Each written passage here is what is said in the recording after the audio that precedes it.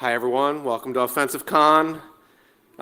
First, I actually just want to thank OffensiveCon for bringing me here and throwing an amazing conference, and of course all of our speakers and sponsors as well. My name's Dave Aitel. Let's do it. Through the magic. Oh, you know what? I did a thing where I reviewed my talk. We're going to go backwards. There we are. All right. So, first, we're going to start with the title. Information security is an ecology of horrors. Actually, everything's an ecology of horrors now. Information security is one of those things. For most of you, especially if you had an education in American public school, as I did, you probably don't really know what an ecology is. But it's the movement of energy through a community, right? So it's why is this a desert and this is a forest? It's the development of ecosystems, and in our case, ecosystems of technology. And it's sort of looking at hackers and their environments as an integrated entity, as a system. And that's something that I wanted to bring to us a little bit today. If you went through any sort of basic schooling, obviously they showed you a food web. It turns out like rabbits get eaten by foxes and hawks. That's great. But when you actually talk to biologists, they're like, this is not how it works, right? So when we want to study these systems, it turns out something like 40% of all animals are parasites. The movement of the energy in the system is extremely complicated.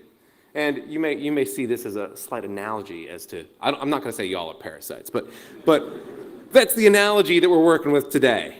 I mean, I'm not going to say it, but the first, I was going to start with the introduction, and I'm like, screw it.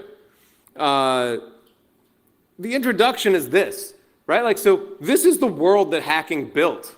And I think it's weird to even say that, but if you've been in this game for long enough on the offensive side, you understand that offensive information security has put us where we are today. Not just us and on this side as the offensive team, but every offensive team has changed the world in huge ways, so we hope you like it. This is your fault. As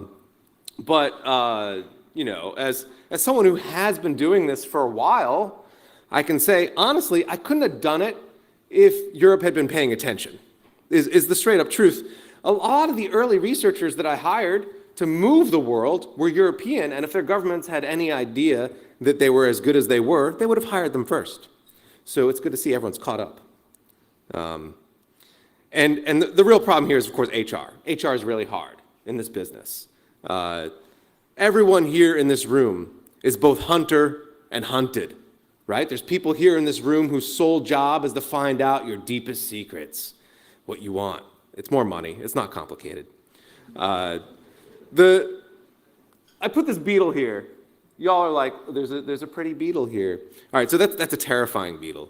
All right, so there's actually a species of beetles that eats nothing but frogs, and it only eats them when the frog tries to eat them, right? Because frogs eat beetles. That's another thing you could learn in biology if you studied, which I did not.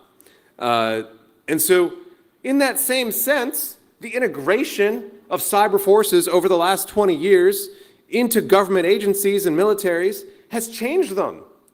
The FBI did not want to acknowledge the Pride Month before last year, right? Like that, it wasn't that long ago before the FBI was like making lists of gay people, right? So like the society of hackers has integrated into everything else and changes it as it integrates.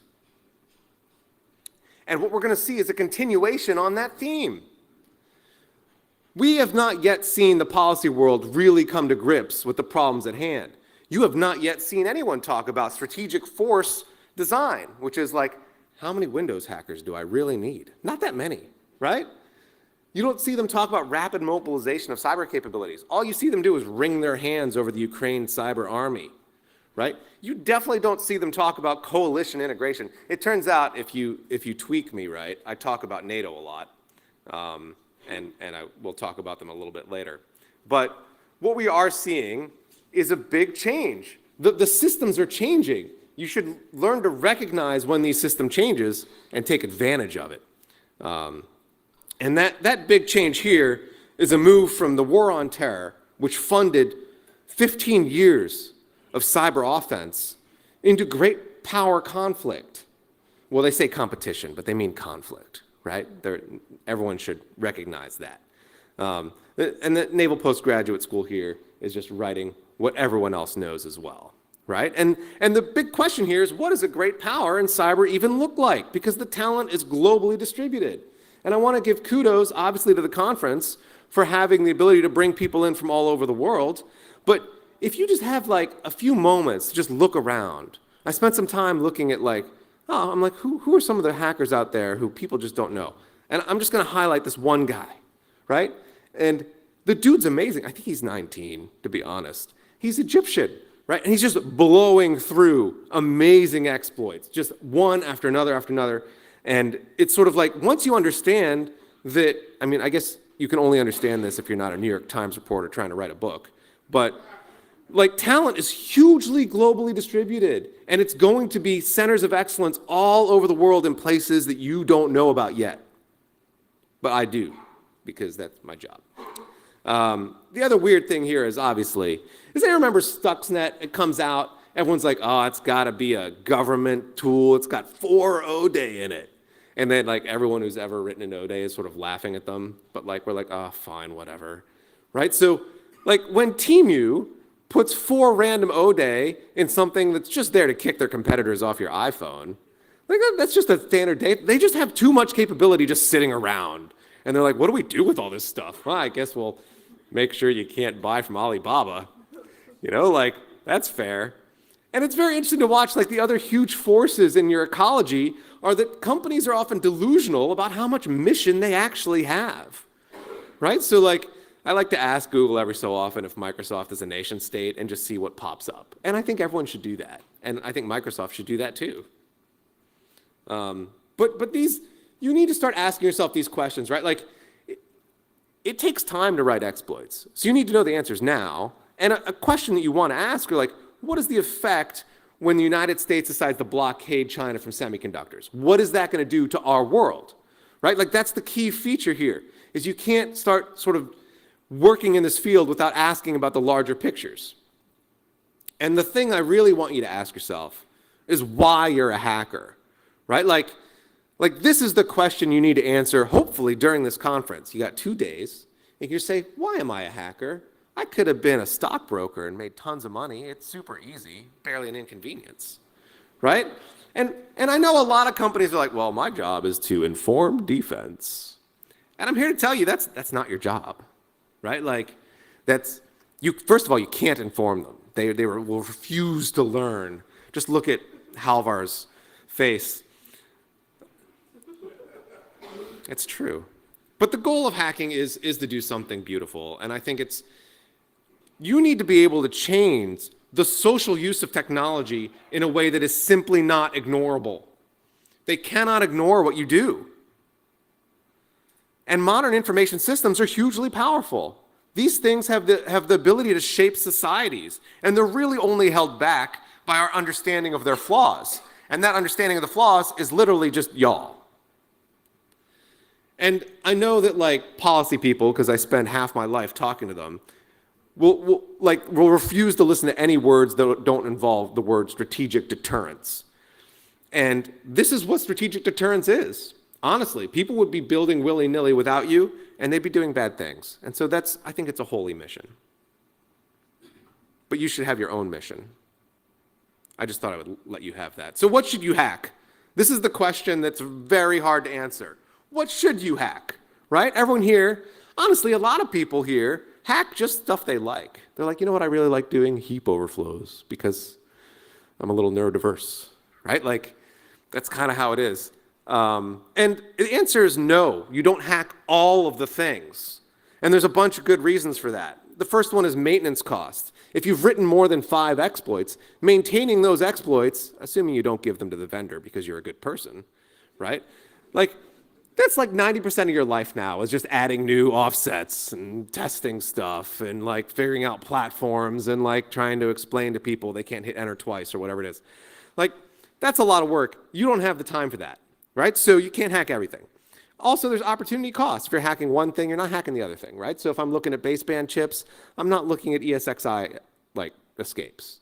And having all that stuff in your head is exhausting, right? Like loading anything like this, you're going to spend 15 hours probably just installing the stupid thing.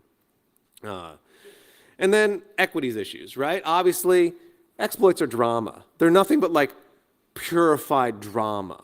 Like deep down, it's like a good whiskey of drama. That's what exploits are. And frankly, you don't want too much of that sitting on your soul. So you got to do the right stuff. And how do you figure out what the right stuff is? What is the right thing to hack? The right thing to hack requires that you understand the whole ecology of the system that you're in, right? Like that's the difference between being able to change the world with your exploits and being able to write an advisory on some random company's website where you get, $15 or whatever it is. So, or having to move to Cyprus, which is a fate worse than death.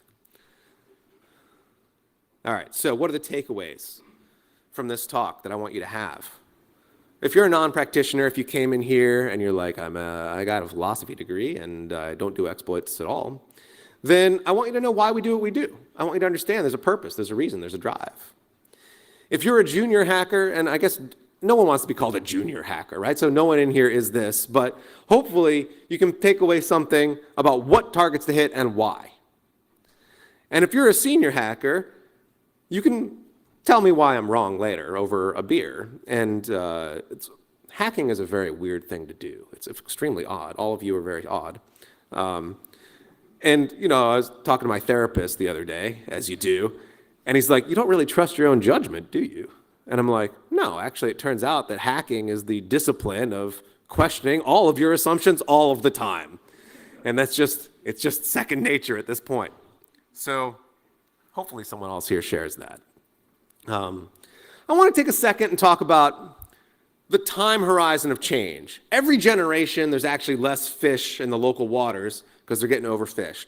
But every generation thinks it's kind of about, they can't really tell that there's a difference, right? This is a problem, right? So like, there's a punctuated equilibrium to the evolution of these symptoms, all of these systems. And so I want to just bring back, a web page that I edited in Vim on a DEC Alpha 1 million years ago. And I want to take you back to 2002, where I wrote a fuzzer, not as good as any of the fuzzers we're going to be talking about in the next 2 days, but it had a cooler name than most of those fuzzers. I wrote DCE test, which allowed you to connect to the endpoint mapper on Windows, because there wasn't a tool for that back then. And I wrote another thing that I think honestly still gets local roots on most Unixes. It's just the way it is. It makes long strings longer. It's not that hard. And I like to look at things like, what is James Forshaw doing now? Now, this obviously was 2019, and he was very bored. And he's kind of doing the same thing of like, what if I just wrote a utility that actually connected to the Windows things that are there, because Microsoft doesn't have one for you already. And that's an interesting sign, right? Because that always has been fruitful, always. And I did a little walk around a couple days ago, and it's sort of like, it's always great to me that hackers will teach classes on their O Day long before they talk about them, right? So obviously I didn't write DCE tests just to get some printouts. Maybe, we taught a class for a while first, and then eventually I think we released, as you can see, 1 or 2 random bugs and things. So in 2003, we had a better website. I learned how to use the GIMP, so I had a cool logo. And I started writing something called Daily Dave. It was like a blog before there were blogs. Released a product called Canvas, which had some exploits in it, and a GUI that only no one will forgive me for. And so we also had this thing called the Immunity Vulnerability Sharing Club, 2003. So the only companies on the market giving you O-Day were like iDefense and Immunity. And this is like the Immunity Vulnerability Sharing Club website. And I think the best part about it, which I didn't even remember, is that our asking price was like $10,000 a year, which these days won't even get you a menu, right? Like, it's pretty fun.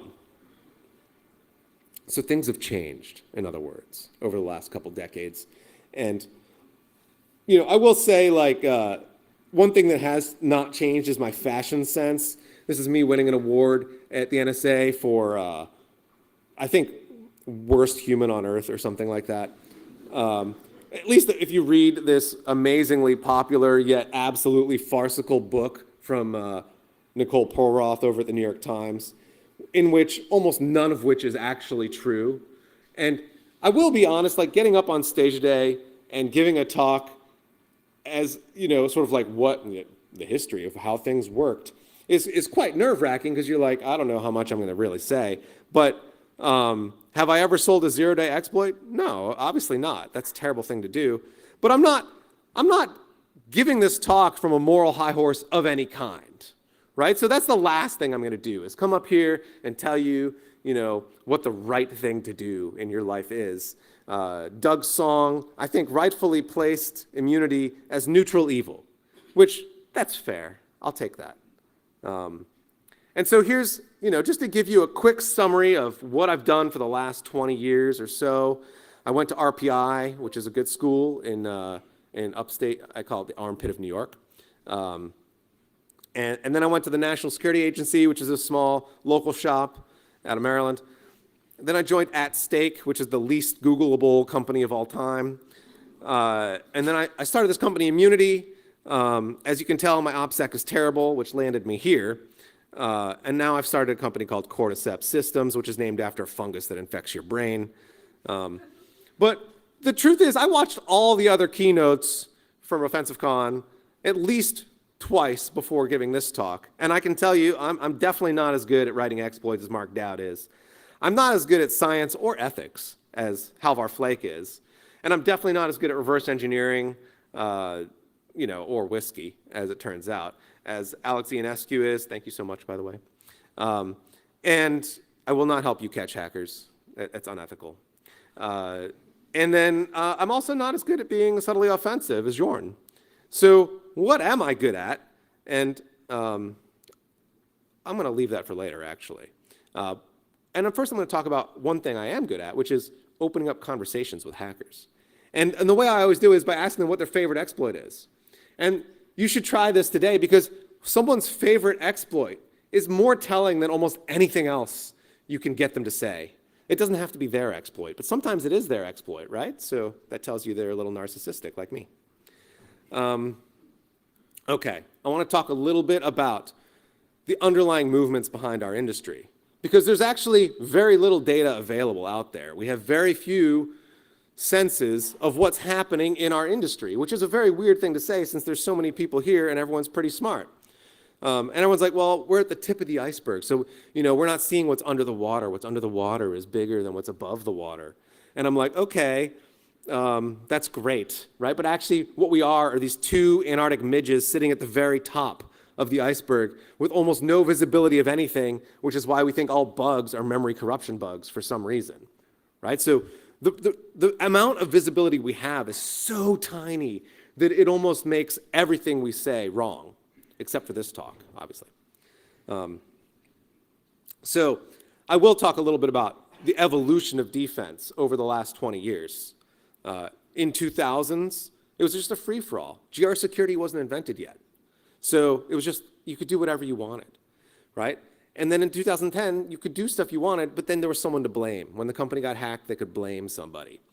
And now we're doing attack surface reduction. Actually, what we're doing is we're pretending to do attack surface reduction, which is even more fun. And you can see that, like, in the 2020s, this is the era of collaborative defense. Collaborative defense is pretty cool. And I think my favorite part of this collaborative defense is when New Zealand has a big enough team that they can split their team into two and have the National Cybersecurity Center and GCSB. I like that. That's a good sign. And so one thing about this is obviously these are all, Five Eyes teams, but you know that actually a lot of the information feeding into the collaborative defense comes from industry, comes from outside partners. It's not all American and British and English speaking. And the downside of that is we have almost no investment in shared offense. And in fact, I will rant at you for years if you let me.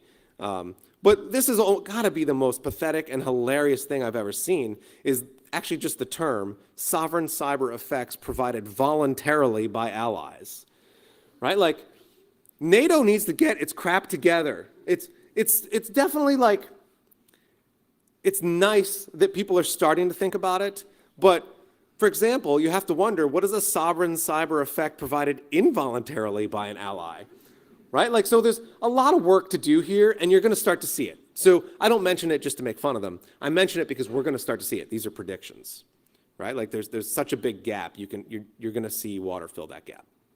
All right, enterprise software.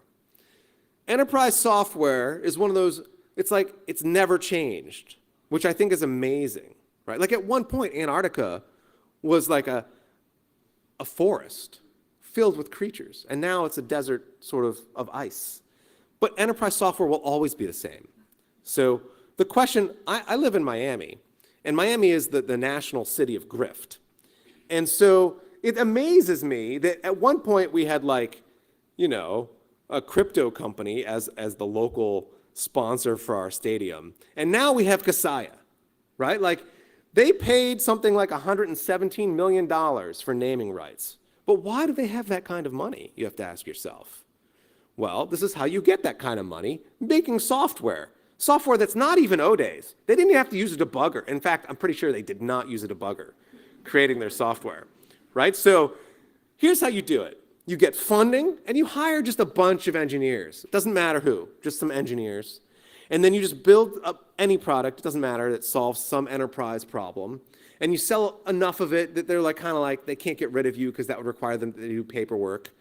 And then you lay off your engineers. Just lay them off. Just like, oh, sorry, the market conditions have changed. We're in different market conditions now, right? And you hire a bunch of marketing people at the same time and a bunch of salespeople, and then you sort of just buy revenue, just as much as you can get. And then once your revenue's high enough, you just either go public or sell it to a mega company of some kind. IBM's a good choice. CSC is another good choice. You can just pick any of those, it's fine. That's how you make billions of dollars in doing actual software. It's not this, obviously. This is just fun. And you can kind of start seeing this when you look at like companies that have an open source model, because you can go to their open source stuff and you can be like, I notice you're not committing any changes anymore. What's going on, guys? And it confuses Jags, right? Because Jags is extremely optimistic, which is weird for someone who lives in Miami. And so it's sort of like, he's like, that's crazy. You guys aren't committing any more code. I'm like, yeah, that's the model. That's what they teach you in the MBA schools. If you go to Harvard, they'll sit you down and they'll be like, here's how we do it. It's not confusing, right? So what does that result in? Obviously, it just results in endless trivial bugs, right? So I love, first of all, this guy's a really good hacker, and his hacker name is like very teen boppery, right? Like, he's like, I am Haxer31337. I love that. And you can see he's frustrated. He's like, hey, everyone, this is extremely critical. It's a top enterprise product. What is wrong with you? Why aren't you paying attention? Right? Like, he's like, hey, we did like an announcement, and like you don't have to be able to read Vietnamese to know that the vulnerability is some dots and some slashes, right? Like, I got that much.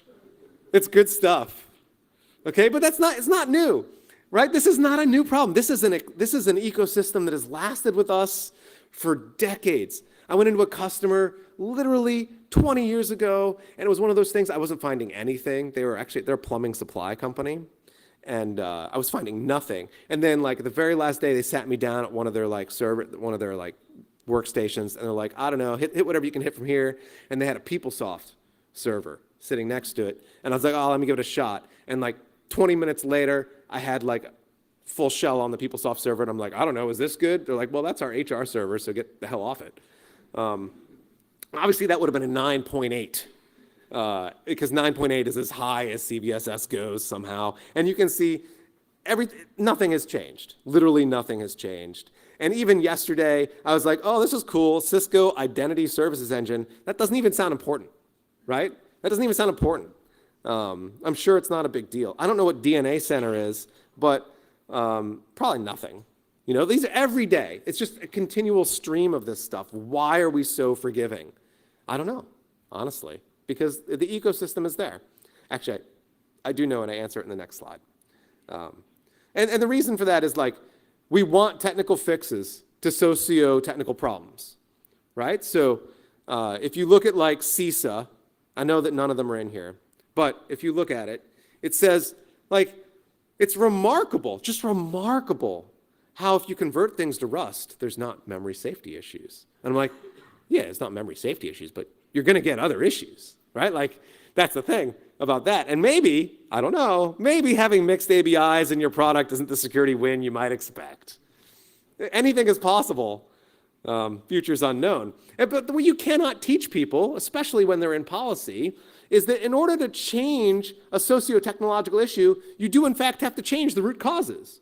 If you make it so every government just is desperate for surveillance, all they want is surveillance all the time, yeah, you're not going to stop spyware. Spyware is going to be everywhere, right? Like, it's like, that's just how that works. Export control is just going to annoy exploit writers. It's not going to make it, like, any better. It's just going to make it more expensive for everybody. So I worked for a long time in export control, which was very humiliating. But, you know, the other things you can see, especially in the States, you can see people trying to add software liabilities to the question, right? They're like, what if we make it so that if you have a bug in your product, you're liable for that bug for whatever damage it causes? And that's not changing the model, right? Like, that's not like you're going to have to hire some engineers and secure your stuff. No, what it does do is make them hire some lawyers and insurance brokers, right? You've got to figure out how to actually change the ecosystem. And as much as I respect the people who enjoy writing things like gigacages and putting them in their products, it doesn't ever change anything. And it's not confusing why. Because if your product's whole economy is about supporting adware, then yeah, you're going to put yourself out there. You're out in the desert, and you're very thirsty for it, right? So these things don't work, and we know why they don't work. It's the ecology of the system that makes all these things constantly fail, and it's very predictable. So I want to teach you something that I like to think I do know how to do, which is not go hungry in this business. And, you know, Mark Dowd's keynote is extremely good. And one of the things he has in it is he's like, one mean thing you can do is go track down people in the open source community who are not good at their job. And that's, yes, obviously that is something we do. But the other thing you can do is look at the business models that companies rely on and look at the engines behind them, and some of those are going to be making the same mistakes over and over and over again. And that means you are going to feed forever. So a good example of this, I don't know if they're in this room. They're too busy making billions of dollars, right? But Wiz, which is a terrible name, but they have a website here where they just list all the cloud vulnerabilities that they found in the last, couple years, right? And I can tell you how they're doing it. It's very simple. Every company on earth that makes an enterprise product wants subscription revenue. And the way they do that is they take their enterprise product and they lift it into the cloud and offer you an API. And that enterprise product obviously has a million bugs that give you a shell, one way or the other, right? So deserialization or an overflow, it doesn't really matter. It's going to give you a shell. But what they didn't do when they lifted into the cloud is do any actual isolation from other customers, because they can't, right? The economics don't even let them hire the engineers who would even begin to explain that. Those engineers got laid off, right? So again and again, you're going to see the same business model in these products, and you're going to find the same business model in the hacking that goes into it. That means you need to start building tooling now that takes advantage of all the cloud frameworks, which is going to take some time, right? And if you don't have enough foresight to prepare for these business models, you're not going to be able to exploit them by the time they're useful. The other big one, of course, was patch diffing, right? So patch diffing is not a technical expertise, right? So as much as, Halvar understands graph homomorphisms better than I ever will, the reality is it was a business model exploit. Every company wants to delay the patches till the very last minute. Ideally, never, right? That's the ideal time for Microsoft to release a patch, according to Microsoft. But this, even now, the best part about it is when companies decide that they're going to delay their patches, or they're going to offshore their patches to a team that is not their security team, right? So at that point, you're going to find things in the patch that are introduced vulnerabilities. This is an amazing feature of the business environment. This is not because they're incompetent. It's because they're required to do it by the MBA who's running their company. And, I like to call out Matty Stone here as like one of the very few people doing root cause analysis on the defensive side, or whatever you want to call that. But root cause analysis is something that you have to kind of do when you're doing patch diffing. And then even when you're not doing patch diffing, so valuable, so valuable. Obviously, a good exploit writer is going to do root cause analysis, right? You're not just out here spamming stuff onto the stack anymore, the way I do, right? So one of the weird stories of Immunity was I ended up buying a random bug. Just someone's like, hey man, I got a bug. I was like, fine, let's take a look at it. And then we ended up doing root cause analysis on it because I was like, I don't even know how this thing's working, right? It makes no sense to me. And we found like, oh, actually, there's a whole new bug class in the C programming language in this random thing this guy sold me he didn't even know about. And that C bug class is still around today, right? So this is the value. Like some of these new bug classes can exist for decades and never get rediscovered. It's really cool. And obviously the idea that someone would come on stage and be like, hey, there's bug classes in C that you didn't know about, might tell you something about why I'm so confident that Rust is not the end-all be-all of all security solutions. Because all of these things started as a one-off post by some random person, right? Like Rainforest Puppy threw SQL injection at the very end of his Frack article as sort of like an aside. He's like, oh yeah, and also this SQL thing's cool, right? Like I haven't had time to look into it though, but it's here. Right, in case you want to look into it further. That's how all of this stuff started. The desynchronization attacks, almost everything good is some random, weird alien swamp creature that is a one-off. Finding and paying attention to those one-offs is how you get good at this business. And I want to point out that internal offensive security teams, the Project Zeros of the world, are extremely weird. They are very strange entities, and we get very wrapped in this community around the idea that that is what offense looks like. But the incentive structure around these internal security teams is not that normal. And so you have to understand that they are bizarre jellyfish that live only in the depths, and maybe out on a volcano wouldn't necessarily survive.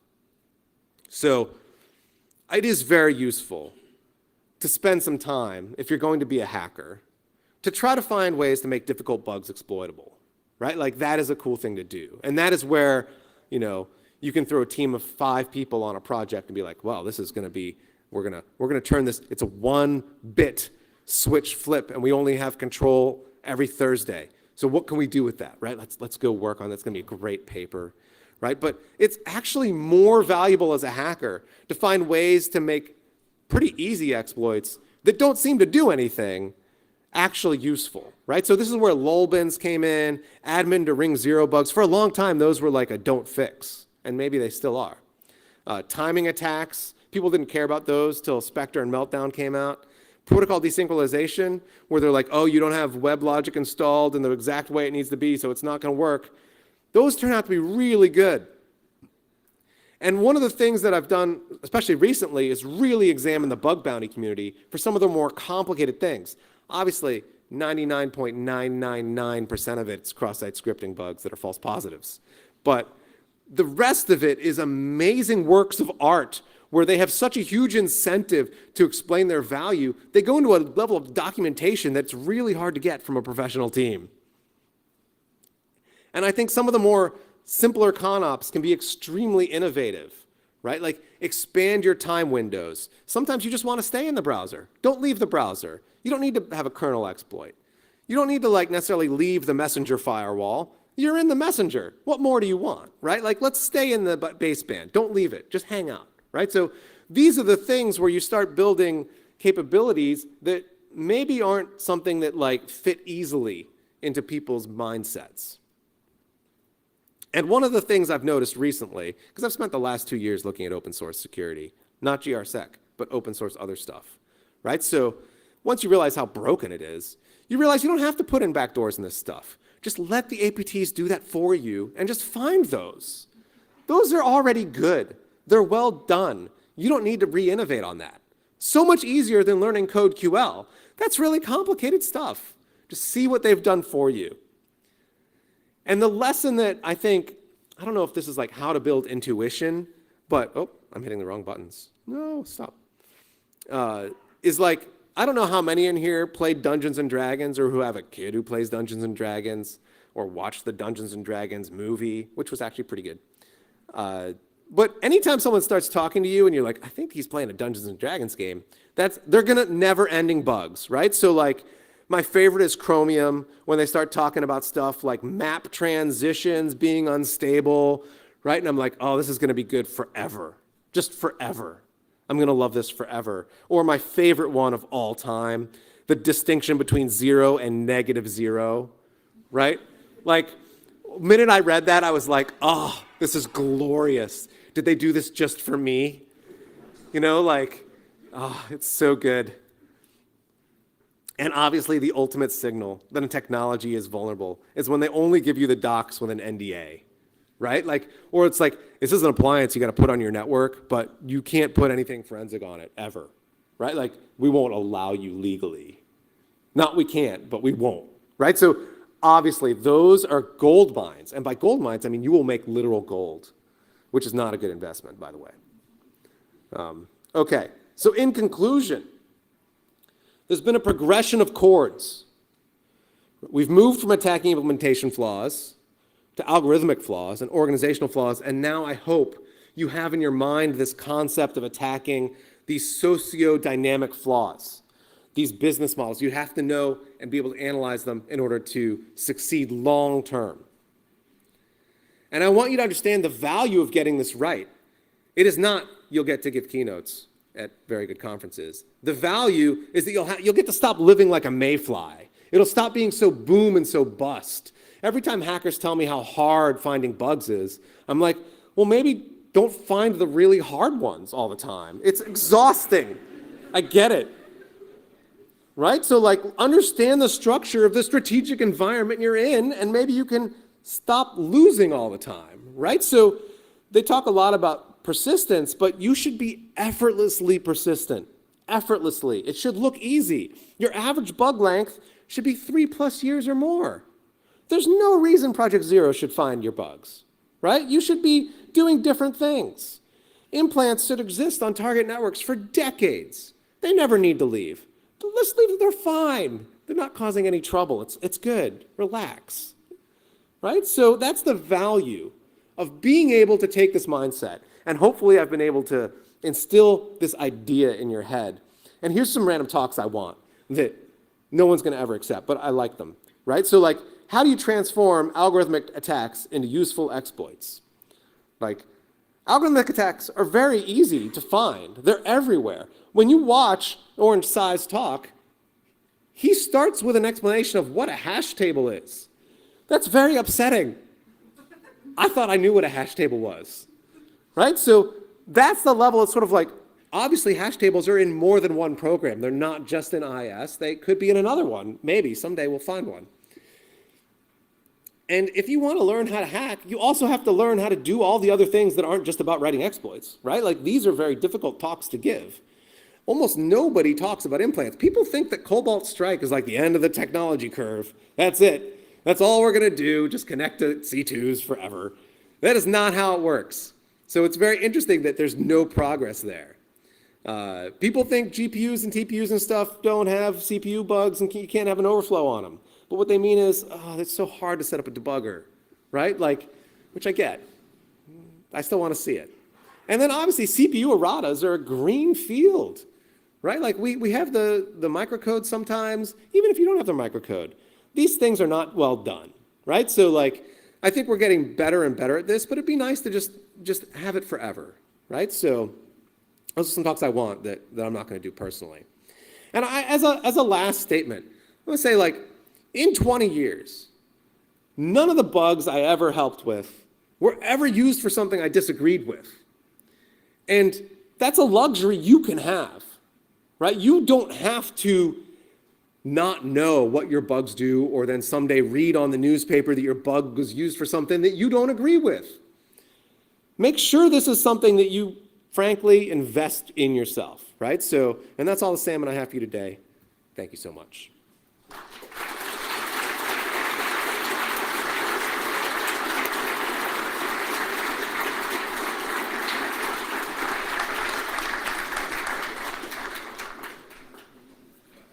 wasn't going to do questions because I'm going to drink when you ask me questions. But enjoy the conference. Next, we have amazing talks.